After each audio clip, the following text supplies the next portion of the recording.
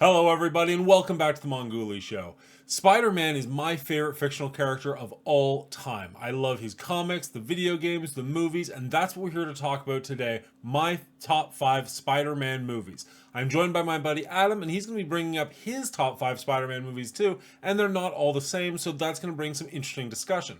Let's get into that right away, but before we do, I want to remind you, we do a live stream every Tuesday night, and this is only a clippet of that show. So if you want to watch the whole show, you can go back and check out the old ones, or you can like and subscribe and hit that little bell so that you get notified the next time we go live, and you can join the conversation going forward.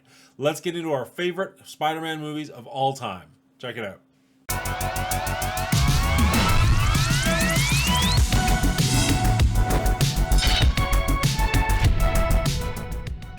My number 5 Spider-Man movie of all time is... I don't have a graphic. I don't know why I built it up like I was going to. No Way Home.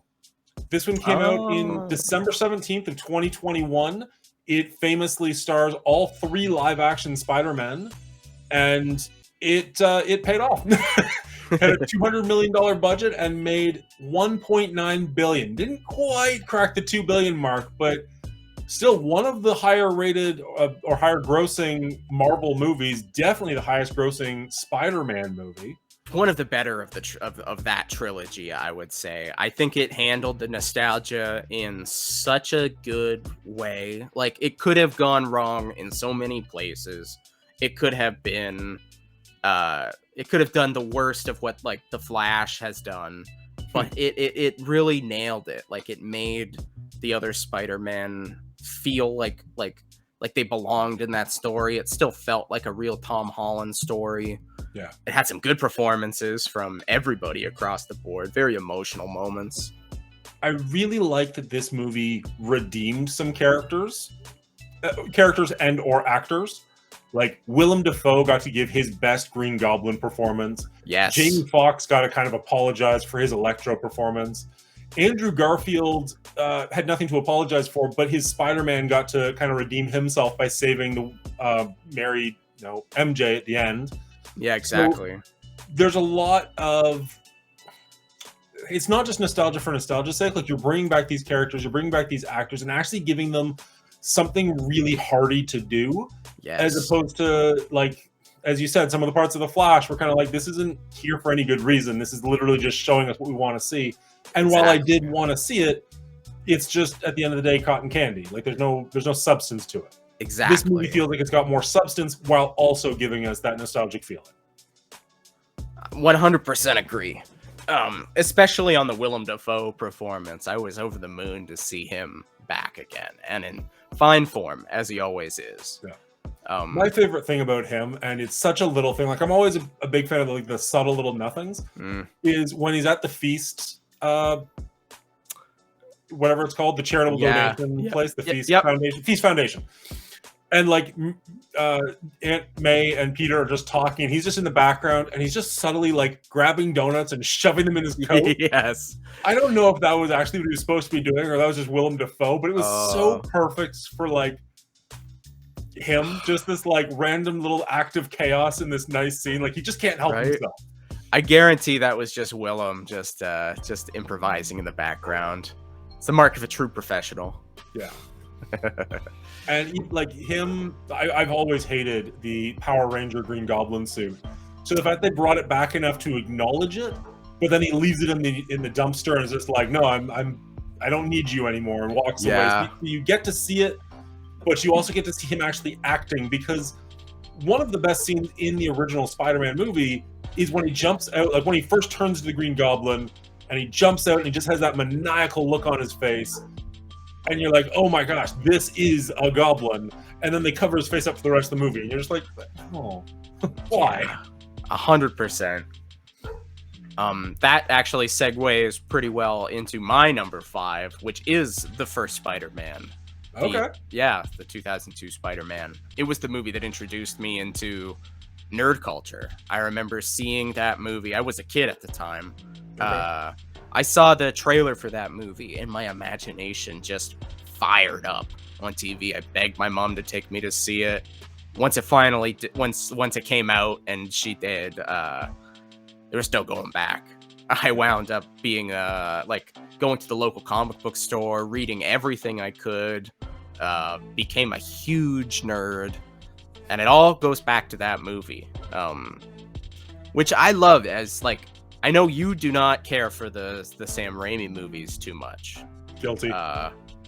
But I think that they are such a perfect distillation of like the golden age 1960s style Spider-Man, which is a very specific flavor. I could understand why you or others might not like it, but what Raimi did was like recreate the stories that he would have read, he would have loved as a child. That sort of hokey, like a really goofy Peter Parker, sort of like just that tone, that sort of 60s tone, that, and not even 60s, because it kind of feels out of time. Like there's elements in those movies that feel 60s, but it's also obviously modern. But like, I don't know, it captures the tone of the original like like the comics that would have come out at that time. No, and I get that. I don't. There are many issues I have with them, and we'll get into that later, I'm sure. But I can appreciate that for a child who this is their first introduction, it's kind of unlike anything else you would have seen at that time. 100%. Absolutely. Like, at that point, the only superhero movies were the Superman, the Batman, and the X-Men. Like, X-Men 1 would have come out, what, a year before? Yeah, X2 wouldn't have come out for a couple years, and all of those movies felt very ashamed at being a superhero. Like the black leather. Yeah, or it was something that had to be dark to work, like the original Burton Batman. Like, whereas Here Comes Spider-Man, no significant changes to the outfit, to the story, to everything, except for, unfortunately, Willem Dafoe's Green Goblin suit, which is a huge misstep. I definitely agree with you there. Like, the suit itself looks fine. I think the Goblin glider looks really cool. But the mask, covering up his face with a mask, is a big mistake. I see what you're saying. Like, having a body armor makes sense. Yeah. And like it looked just like a Green Goblin suit. But then, covering it up with a mask, like, I've always said that they should have given him, like, the Goblin serum should have just made his skin green. And it's just a green-skinned Willem Dafoe cackling. Like, it would have, I think that would have worked a lot better. 100%. Honestly. That's exactly what they should have done, because you've already got, no offense to Willem Dafoe, a guy who looks like a creepy goblin. He has a big goblin energy. Like, it's... And even if they did, like, the Jack Nicholson, like, face prosthetics, that still allows you the ability to emote and like show some scariness. And like his eyes are way creepier than that goblin mask ever was. To me, at least. Maybe if you were younger, maybe it did a number. But for me, it was just goofy the whole time. No, the mask, even as a kid, I remember thinking it just looked like a dumb Power Rangers mask. Like, it looked like something that Power Rangers would have designed if they had money. And it was never threatening. No. Although Willem was doing everything in his power to make it threatening with his voice and his body language. I won't deny that. The guy's a phenomenal actor. It worked well enough for me as a kid that I always loved that movie and I always loved that performance. But the mask definitely knocks it down. It makes him less threatening. It was a directive to sell toys. Yes. Like, the Green Goblin was going to look like a cool toy, and that's 100% why they did it. Yes. I think, though, what that movie gets right are the little human moments. Just the little things that we don't see in superhero movies that much anymore. Like Aunt May struggling for money and like tearing up trying to give Peter $20 for his birthday. Like, little things like that always hit me. I could take or leave Kirsten Dunst's MJ. I think she did an okay role. Like, she did okay for the role as written, but she kind of lacked a little spark there. But she had good chemistry with Toby, so I could see why they were cast like in relation to each other. But like, I don't know. I hear what you're saying. I just disagree on every level. I think she's a good actor in other movies. I don't know what she was doing in this one, but she feels very cardboard to me. I don't feel any chemistry between the two of them. The entire movie is spent with him like making googly eyes at her and then walking away from her. And like, I can't remember exactly, but like the entire trilogy is just like them. It's a lot of will they, won't ruining each they. other's lives more so than making each other's lives better. And it's like, that's not what a relationship should be. Like, Not a healthy one. no. That's for sure. If you want to talk about on-screen chemistry, my number 4 is Amazing Spider-Man with Andrew Garfield and Emma Stone, and their chemistry is off the charts. I've said it before, I will absolutely say it again. I would watch 2 hours of them. You don't even have to have it be Peter Parker, Emma Stone, or Gwen Stacy. You don't have to have Spider-Man in it whatsoever. They are just such a ridiculously cute couple. They work perfectly well off each other. Yeah, they're 30, they're not in high school, but you get the sense of youth from them. It worked, yeah. And it like the movie's phenomenal all around, but it just gives it so much more heart, and I really appreciate that. One of the things I've always felt about Spider-Man, more so than other superheroes, is he is both Peter Parker and Spider-Man. Both of them are equally important for who he is as a character, as opposed to like Batman, where you don't need Bruce Wayne. Like, Bruce Wayne is a mask that he wears to do business, but he's not an emotional heart of the story. He's not necessary in most of the stories. You really need Peter Parker in a lot of these stories to make Spider-Man work. As you were saying about the Aunt May, you need that struggle for money, that bad luck, all the things that make him who he is, and those really shine in this movie, for me at least. Much more so than Tobey Maguire, and it certainly helps that I just like Andrew Garfield as an actor and as a person far more than I like Tobey Maguire as either. So I get that this is far more personal of a decision for me, but it's my top 5, so that's what I decided to go with. It's interesting because Amazing Spider-Man 1 is also my 4th. Oh, there you go. I was not expecting that. Which I love that movie too. I remember when it came out, I was a little more sour on it because I don't know, it was just a matter of timing. It felt like they were replacing Tobey because there was that stink with the Spider-Man 4 movie that sort of fell apart, and then they whipped together the Amazing Spider-Man in response to it. But like all these years later, removed from it and seeing both Tobey and Andrew together, like, yeah, it's softened me a little bit on it, and it's allowed me to see it just as another Spider-Man movie that exists out there in the universe. And I think it's great. I love it. I agree with everything you said about the chemistry between Emma Stone and Garfield. Like, they sold it a lot more than like Tobey and Kirsten. Like, I liked that. I think that worked for that incarnation. There's some questionable events that happened, but I think just the vibes, the energy they had together worked. But it was a lot more palpable and a lot more visible, a lot more undeniable when it came to Garfield and Stone. Like, well, I know some people will say like, oh, well, they were dating at the time. Of course they had good chemistry, but like, good. That's that's perfect. Like, that's if you can see that on screen, who cares where it comes from? Yeah, exactly. Like, that's fine. Good. Good for them. Those are professionals then. Right. I did. I think I was talking to you before the show started, where no, sorry, it was on the show, where I was talking about having read Ultimate Spider-Man while watching the movie. And it was really interesting because Ultimate Spider-Man is my favorite Spider-Man comic iteration of any kind, like games, movies, whatever. So kind of realizing maybe that's why I love Amazing Spider-Man so much, is because so much of it comes from the Ultimate Universe. Yeah. For anybody who doesn't know, the Ultimate Spider-Man universe started in 2001 with Ultimate Spider-Man, and it was a way of modernizing the character. So you take him back to being in high school, but now it's like a 2000s high school. There's cell phones.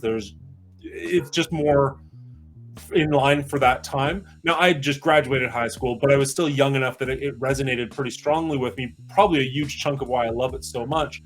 And seeing some of those hallmarks, like people say Andrew Garfield isn't nerdy enough to be Peter Parker. I disagree. He's incredibly socially awkward. He doesn't really know how to talk to women. You see it in multiple scenes where women are talking to him and he's just kind of like can't make eye contact with them. Yeah. It's a different kind of wearing nerdy. A sweater vest in 2000 to be a nerd. He's I agree. Still nerdy. It's just a different kind of nerdy. It's a more modern nerdy, which I 100% agree. Like Golden Age Peter, like Toby was the more Golden Age buttoned up nerd with a pocket protector.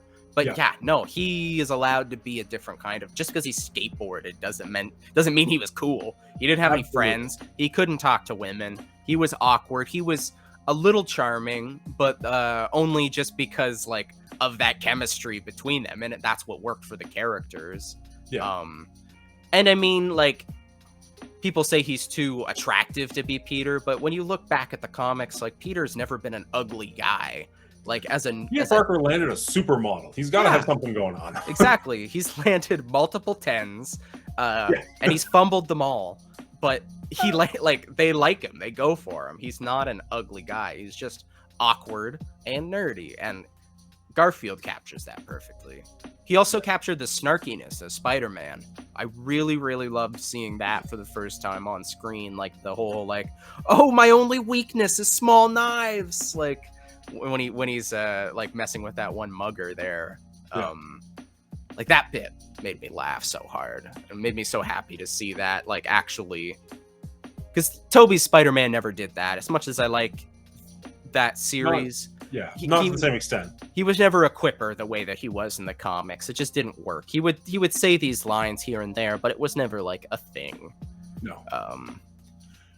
It is interesting. I was just noticing now, like I was trying to make some notes. Amazing Spider-Man is the only Spider-Man movie that I'm aware of where he's got no friends. He has no real social circle. Nobody really propping him up. Like, yeah, just Gwen. Right. Which, you know, they develop a relationship over the course of the movie, or the movie. But to start off, he's got his uncle and aunt, and that's it. And I'll fully admit, West Wing is one of my favorite shows. Stars Martin Sheen as the president. Seeing Martin Sheen as Uncle Ben, also way more impactful for me, way easier for me to connect to him.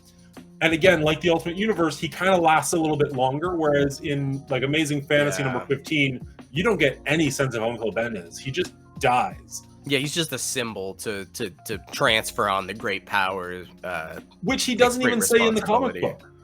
Yeah, he doesn't say that in the comic book. That's like after he's dead and Spider-Man's walking in. Oh, Uncle Ben used to say, "With great power came great responsibility." So you never even see Uncle Ben say that.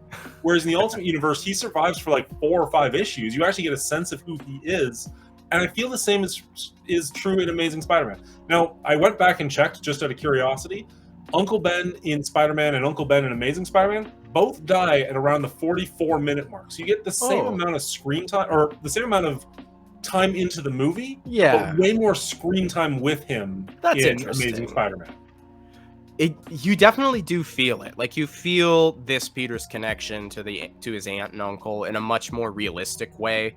Like, Tobey's Peter is definitely connected. You can tell he obviously loves his aunt and uncle, but like, it feels very real in the Amazing Spider-Man. And Sally Field was Aunt May. Field, yep. Yeah, she's probably my favorite Aunt May of the 3 of them, because I think she really nails that like surrogate mom vibe without it like Tom Holland's Aunt May is a little too young. They play her for jokes. I think she works, like she's 50 something, but like I think she's a good age for how young he is.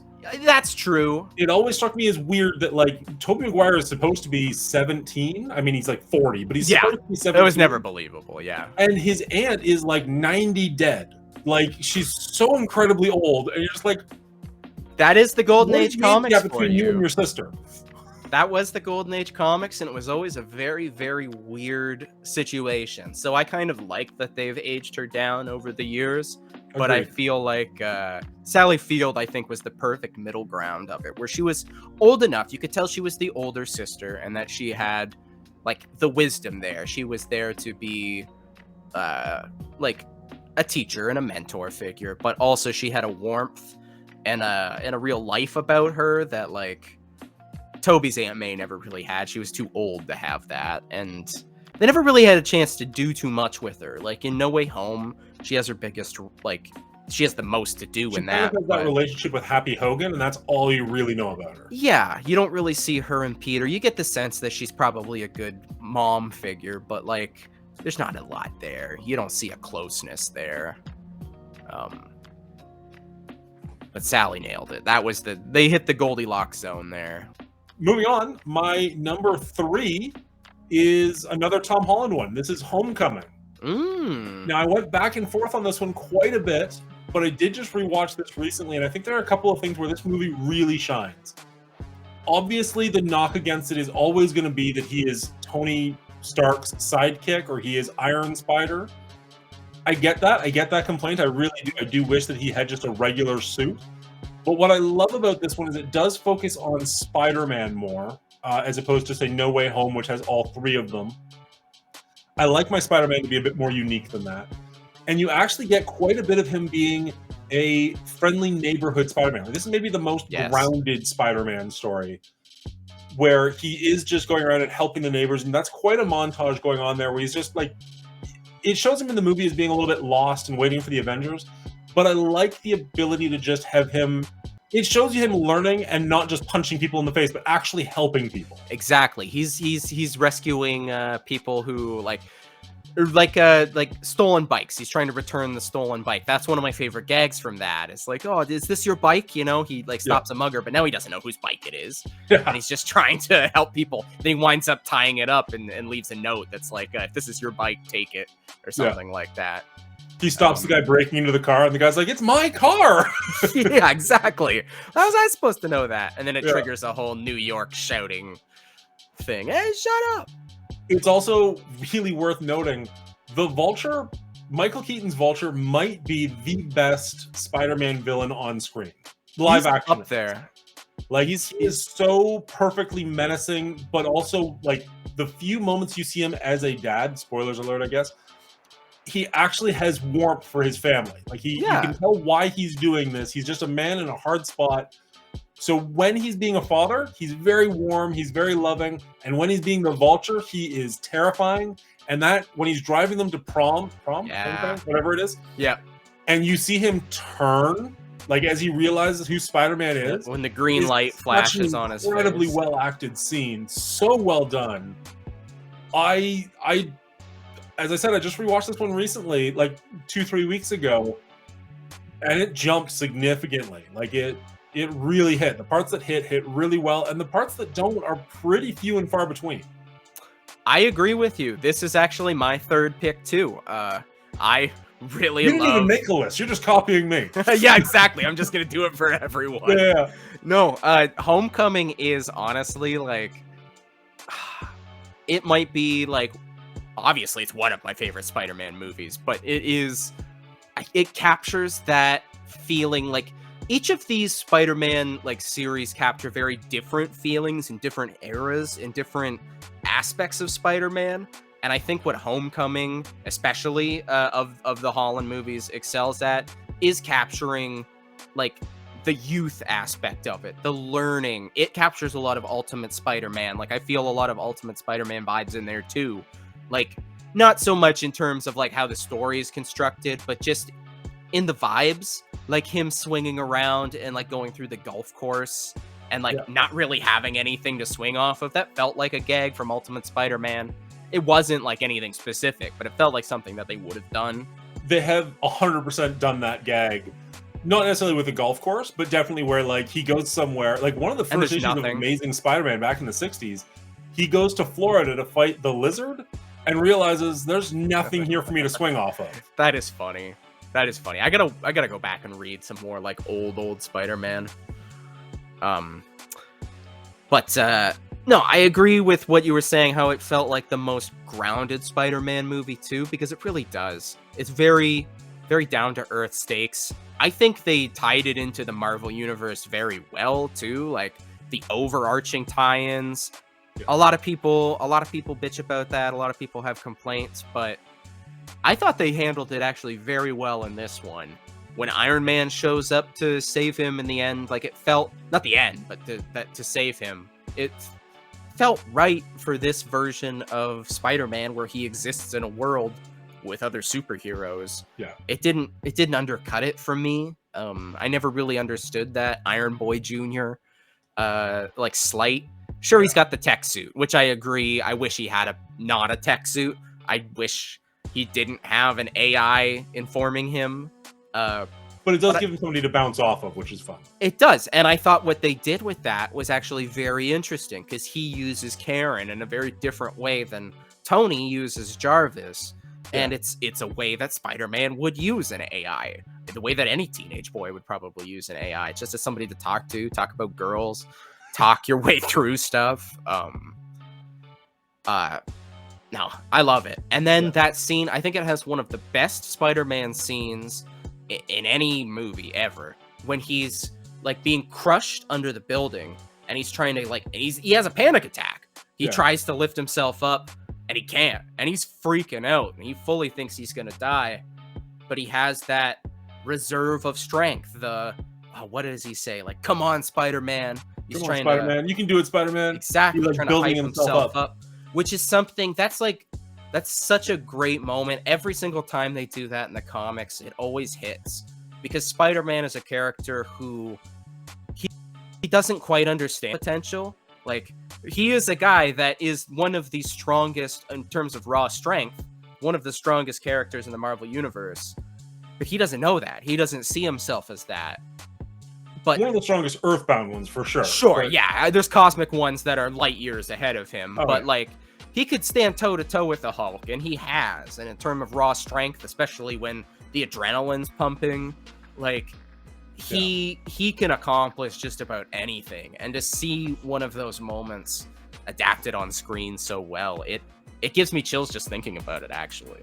I like that you do say that it's adapted, because I don't have the issue in front of me, but that actually is a very famous Spider-Man issue where he's got all the rubble and he's just covered, and he's about to drown. And he just has to build himself up and get himself to that point where he's like, no, I can do this. I am strong enough. Exactly. And he does manage to lift the building off him. I wish I had that issue with me. The artwork for it is absolutely phenomenal. I can see it in my mind. Cool seeing that on screen. I will piggyback on something you said a minute ago. I liked that Iron Man came in and saved him for the boat scene, because you're right. That does make sense if you're in a world with multiple superheroes. But I also really liked that he didn't need saving in the end. Yes. He didn't have the iron suit. He didn't have Iron Man. He didn't have any friends. He was just a kid in a hoodie, essentially. Yeah. And he did pull himself up, and he did manage to beat Vulture by himself. Really empowering moment. Really loved it. It's a great arc. Is maybe not perfect, but probably as close as we're going to get for a live-action Spider-Man. For a while. We'll see how this Spider-Man 4 turns out, like the Tom Holland Spider-Man 4. I have hope that where they let it off, they could get a really classic Spider-Man movie out of it, but... Well, now I'm nervous that we are going to have an incredibly similar top 5. My number 2 is Across the Spider-Verse. Okay. The new movie that just came out. We have had a couple of weeks to process it. That's why we didn't want to do this video right away. I did want to give it the benefit of time. I have seen it twice now. I think this movie is absolutely phenomenal. It does a great job of introducing you to so many different Spider-Men, making them all feel unique, making none of them feel like they're just crammed in there for no reason. They all have purpose to some extent, having unique art styles, unique character decisions. I think this movie did a great job. Now, one of the reasons, it might sound a little hypocritical because I just dinged No Way Home for having multiple Spider-Man and liking Homecoming more because it focuses on one. But this movie does such a great job of making it feel like a community of Spider-Man, and like they are all there to help the main protagonist instead of just there for eye candy, that I found myself just being sucked into it and just really enjoying this world they've made. And I can't wait for the next one, despite the fact that apparently I'm going to have to for quite some time. We do differ on this one. We'll get to my number 2 later. I decided to give it a longer berth before including it on this list. I've only seen it the once, so I want to see it at least one more time before I can really feel like I can have a definitive say. Totally. Although, I do love it. It's amazing. It is art. It might be one of the 10 out of 10 movies of this year. Maybe the only 10 out of 10 movie of this year. We'll see. But so far, I would say this is probably my favorite movie of the year. I can't think of anything else that really rivals it. I agree. I would agree with that. It's easily my favorite so far. There's a couple that are coming that might dethrone it, but Yeah. it's up there. It's I what I it was accomplished. Yeah, sorry. Sorry, go ahead. No. What it accomplished with the medium of animation is just nothing short of amazing. They had a really impossible task in front of them because the first Into the Spider-Verse is so well received. It actually won the Oscar for Best Animated Movie. Yeah. And it would have been really, really easy to just be like, all right, like just cram more in there. Just get more and more and more. More Spider-Man, more everything. Make it bigger. And have it just fall so flat on its face. And instead they did this amazing juggling act where they did put more and more and more in there, but still kept the heart of the story, still kept all of the emotion, all the character, well, mostly characters that you loved. It never felt overcrowded. It never felt like it overstayed its welcome. There's so many Easter eggs in this movie. Like, you can tell the artists who created it, whether that's the writers, the directors, the actual artists, like, just poured their heart and souls into this. And it is amazing. Like, very rarely do sequels of such hyped up movies live up to the hype, and I was worried about it myself. I was cautiously optimistic, but I was not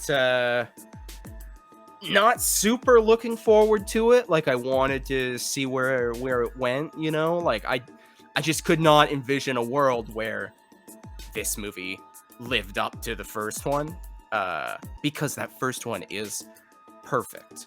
Yeah. But it did. Amazingly, it did. And it was even, I know we went over this in our talk about it before, but it even was a good part one. As a rule, I hate when movies split the story between a part one and a part two, but it managed to do that in a satisfying way. So it had everything going against it, and it still managed to come out as such a great work of art that it did. I think, again, I've only seen it twice. I definitely want to check it out a few more times. I think it feels satisfying because the first one is definitely a Miles Morales story, and this one is a Miles Morales and a Gwen Stacy story. And even though you don't get, spoilers, you don't get the conclusion to Miles Morales' storyline, that is left on a cliffhanger, you do get a beginning, middle, and end to Gwen Stacy's story. Yes. So you are presented with a complete package, if you will, and you're left wanting more. And I think that's why it works so incredibly well. Yes. If they can manage to stick the landing on the third one, this will be my favorite trilogy of all time. Yeah, I mean, I would agree with that statement too. It's gonna be a really hard trapeze act to land that third one. Now with the hype at crazy levels, but I have faith in them now. Like, we will see. So if that's not your number two, what is? So my number two would be Spider-Man 2, the Tobey Maguire Spider-Man 2. Two Rammys making it in the top five. Two Rammys. Spider-Man 3 did not make it, but God, I love Spider-Man 2. It might be one of the most perfect summer blockbusters in my mind, and it's such a good Spider-Man movie. Like, it has some problems. I do admit that the whole Mary Jane storyline is a little forced and a little annoying, some of the things that happen in there, but it keeps it moving. I've probably watched it 1,000 times, and I never get bored of it. It has such a pulse to the movie. Alfred Molina as Doc Ock is so good, so lovable. And then it makes that turn so much more tragic because he is such a perfect mentor to this Peter Parker. You can see they have a very nice bond together. The Harry Osborn stuff I really like in this. Just that it's a classic Spider-Man problem. Like, his best friend hates Spider-Man, hates him, but if he tells him, it will ruin his life. It's just such a classic Spider-Man conundrum, and I think Franco does a really good job in these movies. I've always liked Franco in these movies. Ultimately, I love that sequence in the hospital, like the birth of Doc Ock sequence where Raimi really gets to like just do a random horror sequence for no real reason, where the tentacles are coming to life and killing all the doctors. Like, that's one that has always stayed with me as a child. Like, that was such a good scene. And I miss when superhero movies used to have these sort of varied tones, where they used to be able to go off on weird tangents or be very human. Like, again, this had some great Aunt May stuff with her moving out and all that jazz. I don't know. I love it, man. I will say, when this movie first came out, I liked it quite a bit. I saw it in the theaters, and it was phenomenal.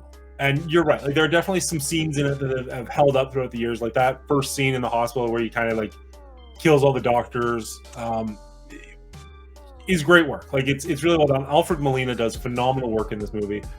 But as I've watched it more and more over the years, it just has diminishing returns for me. Now, I know that this is highly regarded as one of the best Spider-Man movies by a lot of people, but for me, it's got too much of that Sam Raimi campiness that just bleeds through. I don't buy that Peter and Mary Jane have any chemistry or relationship of any kind going on. There's a point in this movie where Kirsten Dunst actually says, like, oh, the director says I need to take acting lessons. And I'm just like, that was Sam Raimi talking to you. You probably shouldn't have said that out loud on the movie screen. Like, ouch. I don't care for her at all in the movie. Ouch. Oh. I mean, know, like, it just doesn't work for me. The whole Christ allegory with him getting carried by the people after the train, like, I'm always glad for a good superheroes as Christ allegory, especially if you include the American flag in it somehow too prominently, which they do. They do. Give me a good American Christ allegory, and I'm all there. The Sam Raimi movies in general, I watched not that long ago. I don't remember why I went through like all the Spider-Mans, but to show my daughters. Okay. And I was just kind of like, you know what? This might be it for me. Like, unless there's a really good reason to go back, I think I might be just done and safe to put them in the rear view. Which I had my time with them. I enjoyed them at a certain point. They've got good moments. Yeah. But overall, I'm just kind of like, I'm good. I mean, different strokes for different folks, right? Like 100%. And that is the glory of this age, is that there are so many Spider-Man movies to choose from. You can very well put those to bed and be like, and rest easy knowing that like there's gonna be other Spider-Man movies to watch. There are many other Spider-Man movies to watch. For me, however, I love these movies. I love this trilogy. I love Spider-Man 3, even though it's not a good movie. It's it's bad, and it really falls apart in the ending. It has maybe the worst of the relationship stuff, with the whole love triangle between Amnesiac Harry and Kristen Dunst and Toby. Yeah. But Spider-Man 2 is it's a high point for me. It's one that hasn't like, my love for it hasn't degraded the longer I've watched it. Which is totally fair. I don't want to take anything away from you if it's something you love. Just for me personally, for sure. Yeah, for sure. And I mean, I've gotten more critical of it over the years, but I love the little Raimi-isms, that campiness that comes with his style. I just find it very interesting. I find I never find those movies boring, because there's always some weird little thing happening in the background, or just a weird choice of extra, or like, oh, let's hang out with Aunt May while she goes and gets denied for a bank loan for a couple minutes, you know? We'll have a whole extended scene there. Like, I just love those weird little asides that he does. I don't know. It's my number 2. Totally fair. All right. I have to assume we're going to have the same number 1. I think we might. Into the Spider-Verse? Into the Spider-Verse. Best Spider-Man movie. All right. You redeemed yourself. Into the Spider-Verse came out 5 years ago. Just got a sequel. Didn't make a whole lot of money. It did make its budget back. It had the smallest budget of any Spider-Man movie at only $90 million. Yeah. Only. Yeah. But only made $375 million. So it cost the least, but it also made the least But with that tiny budget, it managed to spawn a sequel, which is doing very well in theaters at the moment, and win an Oscar for Best Yeah. Animated Film. It's an absolute juggernaut on Netflix. Like, I always see it in, like, maybe not the top 10, but, you know, right up near Always the top. trending. It's yeah. And it's one of those movies where, like, I could honestly just put it on almost anytime. Like, it is so incredibly rewatchable, 100. and I get it just a little bit more every time I see it. There's just something going on in the background that I missed the first time, well, first Yeah. 1,000 times. It's got maybe one of my favorite Stan Lee cameos, where Yeah. he's, like, selling all the Spider-Man merchandise right after his death. I agree. I don't mean this to sound grim, but, like, that kind of is who Stan Lee is, like, just, like, peddling wares no matter what. And you It's see the sign, like, no refunds or whatever, or no. yeah, it's no, so absolutely no perfect. refunds. Yeah. Somebody It always online, fits eventually. somebody online put it very well, where like that's such a good Stan Lee cameo because it doesn't try to cover up the fact like he was both a wise man who created a lot of great stuff, helped create a lot of great stuff, but at the same time, he's also a shameless huckster. Oh, yeah. And then that shows both sides of it very well. Which I feel like obviously Stan approved of it. He did it, Yeah. but I think that's like, yeah, easily the best Stan Lee cameo.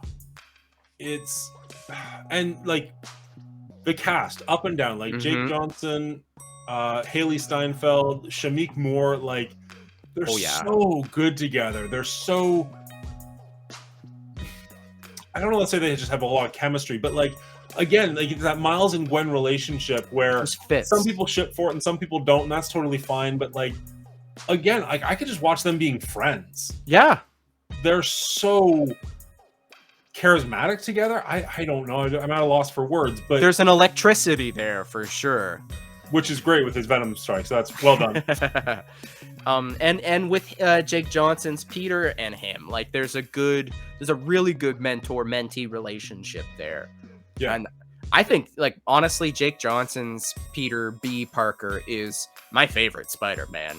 He is like my Spider-Man.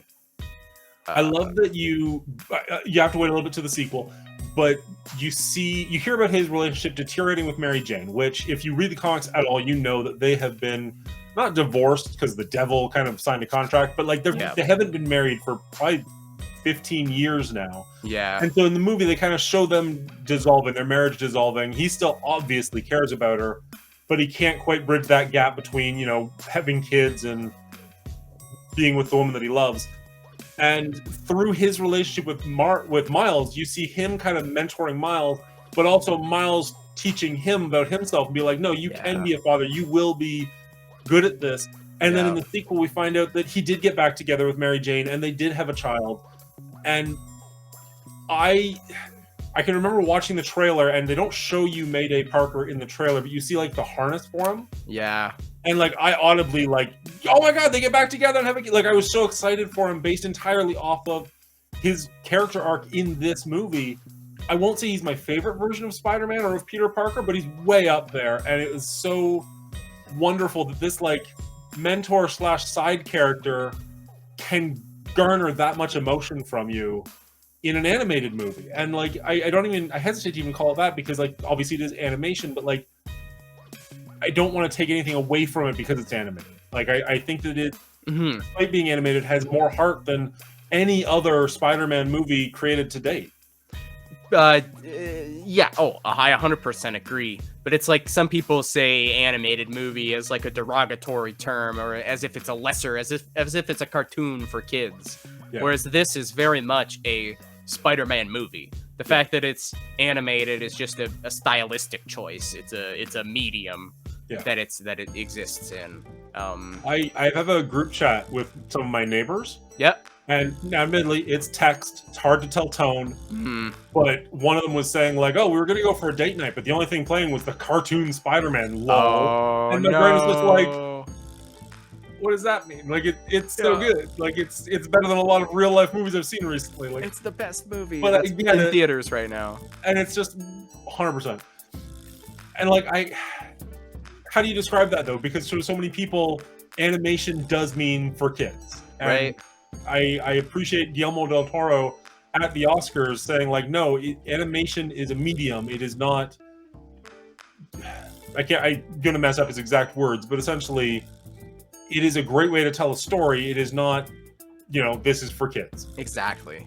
And I think that, I don't know that Into the Spider-Verse would play as well in live action. Like, I think it is a movie that uses the strengths of the medium so well to the fact where, like, I don't think it would play. I think, like, the fact that the Kingpin in this movie looks the way he does makes you feel a certain way and makes you feel threatened, adds a certain vibe to it that you wouldn't feel if it was just Vincent D'Onofrio or another big guy. You might do something similar, but it wouldn't quite capture that same feeling. Or just the explosion of colors in the Hadron Collider at the end, the way that these characters move, some of the camera shots, like it couldn't happen. You either wouldn't be able to get it or it wouldn't work as well in live action. Well, that's one thing I was going to say is you've got Tom Holland, who's a young kid. He's a ballet dancer, gymnast, and he does a phenomenal job, but he can't move the way that Spider-Man has moved in the comics for 70 years, whereas the animated version absolutely can. It is fictional, obviously it's cartoon, but it is at the same time the closest you're going to see to bringing these characters to life. Exactly.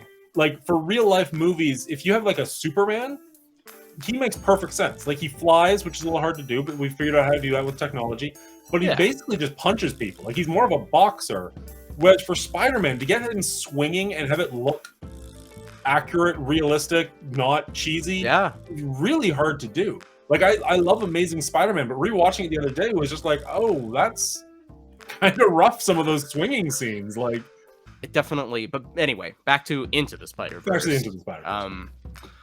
I think they used the supporting cast very well too. Like, obviously our main cast works very well, but like Nick Cage as Spider-Man Noir and John Mulaney as Spider-Ham, and I don't know the actress that plays Penny Parker, but she nails it as well. They all Glenn. Okay. Penny Parker. Okay. Shout out to her. Yep. She did a great job. But I think that they what am I trying to say here? They add a very specific flavor to the movie. Like, if you're going to do a Spider-Verse movie, I think it's cool that they chose these specific Spider-Men specifically, because you have Spider-Ham, who's like the obviously cartoon one. You have Spider-Man Noir, who's a darker one. Penny Parker is like a radically different Spider-Person than any of the others. Like, they provide an interesting flavor and they bounce off of each other in a cool way. I really like the second one is more of a Miles and his mother relationship, but the first one is very much Miles and his dad. And excuse me, Brian Tyree Henry plays Jefferson Davis. Yeah, and is so funny, is so on point, but also very emotional. Like, the scene where he's talking to him through the door and he won't even open the door for him. He doesn't know that he can't because he's tied up to a chair, but he's like kind of like opening himself up to his son and like feeling rejected and hurt as you would. But also, like, Miles is desperately like, no, I want to give you a hug right now. Like, I want to be able to do something, but I can't. I just, I can't say it enough. Like, the emotion to this movie is so strong. That scene in particular hits every time too. Seen it probably 1,000 times. Every time that moment comes up, like, it just plucks on the heartstrings. And that's our list. What do you guys think? Are we completely off base? Do you agree? Do you disagree? Let me know down in the comments below. And remember, we do a live show every Tuesday at 8 p.m. Eastern Standard Time. Hit the subscribe button, hit that little bell, and you'll be notified when it comes up. Have a great week, and we'll see you next time.